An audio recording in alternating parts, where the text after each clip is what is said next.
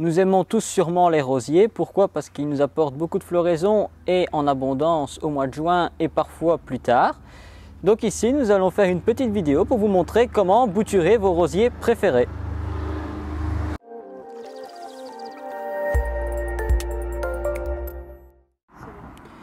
Donc ici, nous sommes devant le rosier que nous avions taillé au printemps. Alors, il a bien repris, il a bien fleuri. Maintenant, nous sommes milieu du mois d'août. Il est temps de penser à bouturer son rosier. Donc ici, on a une variété. Vous pouvez le faire avec toutes les variétés. Je tiens quand même à préciser que, en général, c'est toujours les rosiers à petites fleurs qui reprennent le mieux au niveau de la bouture. Les rosiers à grosses fleurs sont un peu plus compliqués. Mais si on le fait correctement, il y a moyen de s'en sortir, que ce soit des petites ou des grandes fleurs. Donc il faut savoir qu'on prélève toujours sur une plante saine, qui n'a pas de maladie, qui n'a pas de parasites. Pourquoi? Pour avoir quelque chose en bonne santé qui va reprendre facilement.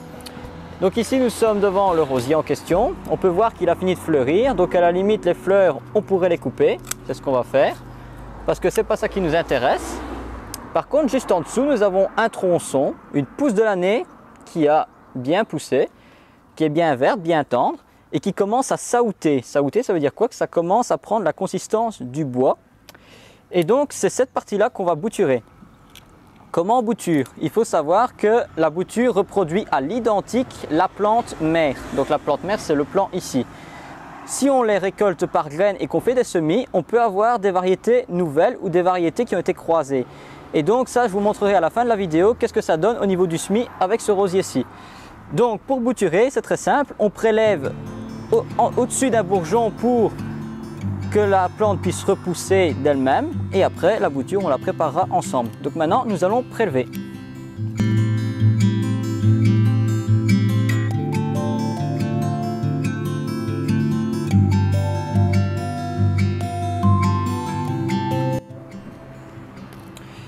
Donc ici maintenant, je suis en train d'enlever les aiguilles du rosier, donc on peut le voir rapproché. Enlever les aiguilles, ça va permettre de manipuler plus facilement notre bouture sans forcément se blesser et c'est un gain de reprise plus rapide. Donc ici maintenant que les aiguilles sont enlevées sur nos deux boutures, ici on peut voir qu'il y en a une plus petite et une plus grande.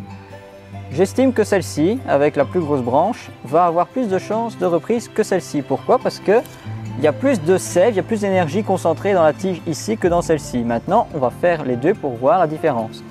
Ici au-dessus, on peut voir qu'il y a déjà deux repousses distinctes et il n'y a pas de fleurs au-dessus. Généralement, on dit qu'il faut bouturer sur les tiges qui font que des feuilles et pas de fleurs. Ici, l'année passée, je vous montrerai la bouture maintenant. L'année passée, j'avais fait une bouture avec une fleur au-dessus. Donc ici, je refais le même exemple. Donc, une fois qu'on a notre bouture, on va pouvoir la préparer. Généralement, la bouture fait entre 25 et 30 cm. Pourquoi? Parce que plus la bouture va être grande, et mieux elle aura une chance de reprise que si on laisse deux têtes. Là, ça ne va pas aller, ça va être trop peu. Donc, on va déjà supprimer la tête parce qu'il y a deux pousses qui vont flétrir dès qu'on va avoir de la chaleur. Donc, on va couper au-dessus d'une feuille en biais, je précise, en biais. Pourquoi? Pour que l'eau, quand il pleut ou quand on arrose, puisse s'écouler du côté opposé au bourgeon pour préserver le bourgeon et éviter qu'il ne gonfle et qu'il pourrisse.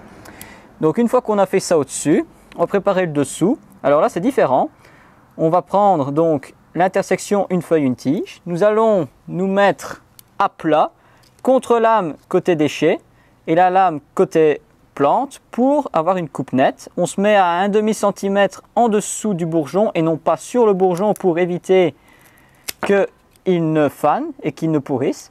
Et on va supprimer toutes les feuilles pour ne laisser que les feuilles du dessus. On peut en laisser deux. Moi, je vais en laisser qu'une parce que je vais l'enterrer profond. Donc voilà ce qui me reste. Et maintenant, nous allons donc préparer la bouture pour la mettre dans le pot. Ici, on aurait pu mettre de l'hormone de bouturage. Je n'en mets pas. Pourquoi? Parce que je considère que la plante va reprendre sans hormones. Il y en a qui utilisent de l'hormone de bouturage, mais maintenant, vous pouvez le faire naturellement. En simplifiant, vous prenez des feuilles de saule pleureur, des saules classiques. Vous les mettez à macérer dans de l'eau normale, l'eau de pluie. et vous attendez quelques jours que la macération se fasse. Vous allez avoir un espèce de gel blanc qui va s'extraire des feuilles et des branches.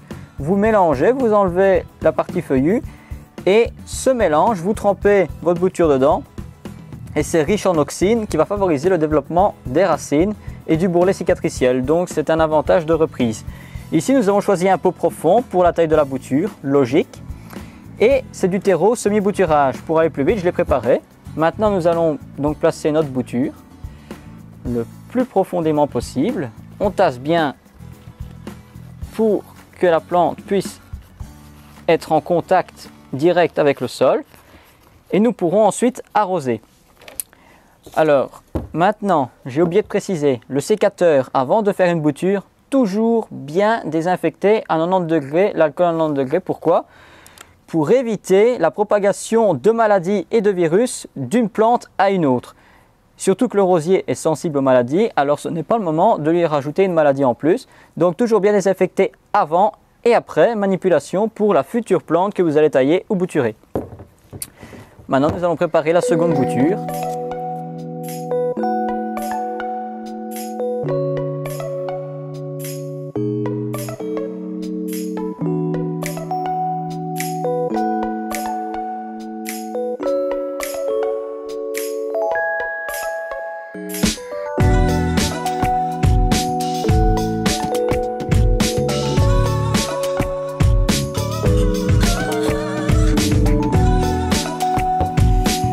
Voilà, maintenant nos boutures sont terminées. Donc maintenant, il nous reste plusieurs choses à faire. Déjà, la première chose, c'est l'arrosage. Et ensuite, nous allons voir où nous allons placer nos boutures pour qu'elles puissent reprendre dans les meilleures conditions possibles. Donc, on se retrouve dans la serre. À tout de suite.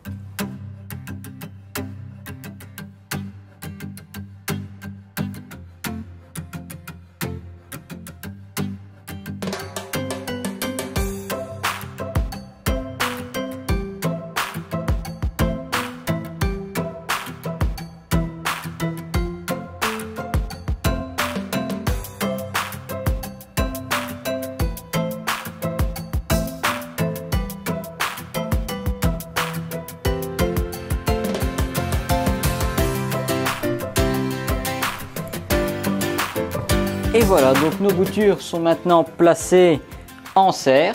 Alors pour ceux qui n'ont pas de serre, que ce soit plastique ou verre, le mieux c'est de les mettre en véranda. Pourquoi? Pour pouvoir avoir une exposition ensoleillée mais sans soleil direct. Parce que le soleil direct, ça risque de brûler la bouture. Donc ici maintenant, qu'est-ce qu'il va falloir faire? Laisser la serre aérée pour pouvoir éviter les coups de chaleur et à l'inverse les coups de froid la nuit, même s'il ne fait pas si froid que ça la nuit.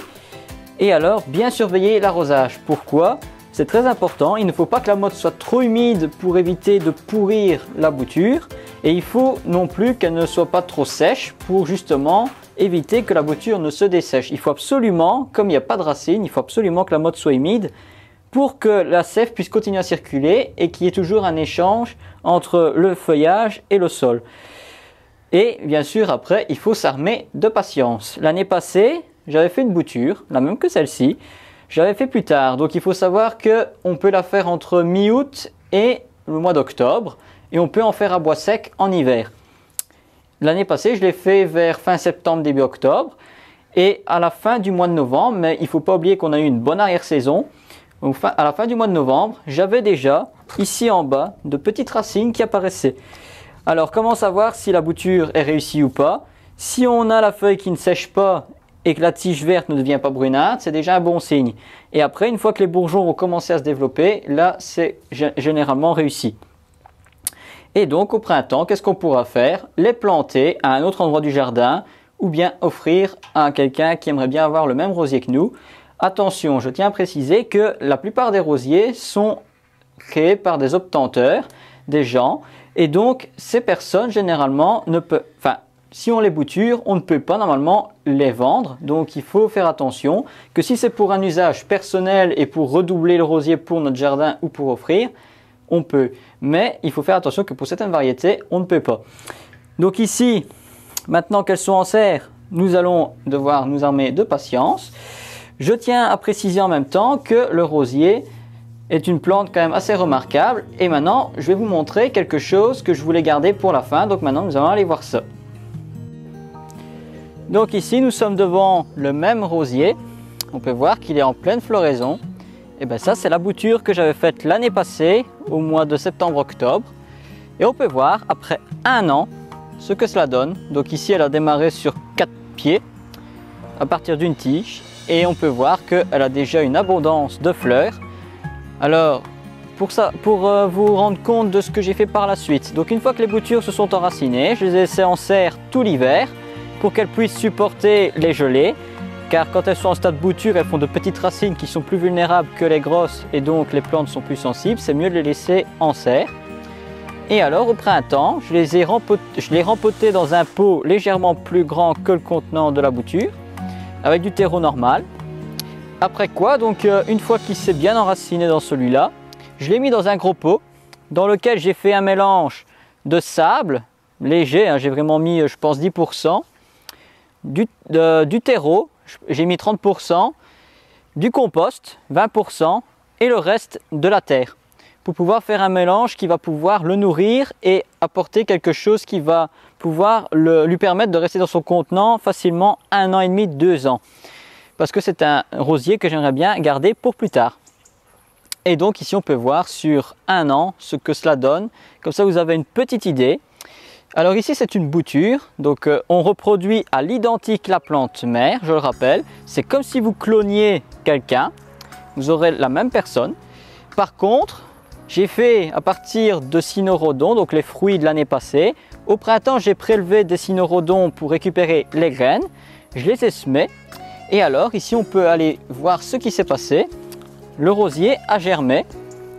Et à partir de ce semis, on a un rosier qui est plus petit. Pourquoi? Parce qu'il est tout jeune. Mais il a fleuri. Et ça a donné une fleur aussi composée que la rouge, mais de couleur rose. Ici la fleur est finie, donc on pourrait la pincer pour obliger le rosier à se densifier. Mais donc on peut en juger que ce rosier-ci a été croisé entre 2 espèces pour pouvoir obtenir le rouge que vous voyez là. Et donc ça c'est peut-être une des variétés souches qui a permis de créer celui-ci. Mais à partir du même fruit et de 2 graines, j'ai obtenu celui-là qui est en train de finir et j'ai obtenu celui-ci qui est différent dans le sens où il fait une fleur simple. Donc à partir du même rosier, on peut avoir 3 rosiers différents pour son jardin. Maintenant, ceux qui ont été issus de semis n'ont peut-être pas la même résistance que celui-ci et peut-être pas la même floraison, peut-être pas les fleurs constantes. Donc ça va être un suivi, il va falloir suivre ces petites plantes. Ici j'en ai un autre, un 3e qui va commencer à fleurir. On peut voir le bourgeon en formation. Je ne sais pas s'il va donner le même que ces deux-là. Donc à partir de ça, on pourra éventuellement avoir une nouvelle variété qui se crée ou en tout cas retrouver une ancienne variété pour créer celle-ci. Donc voilà, j'espère que cette petite présentation vous aura plu. N'hésitez pas à nous laisser des questions si vous en avez. Et alors, n'hésitez pas non plus à laisser un petit j'aime. Allez, à très bientôt. Au revoir.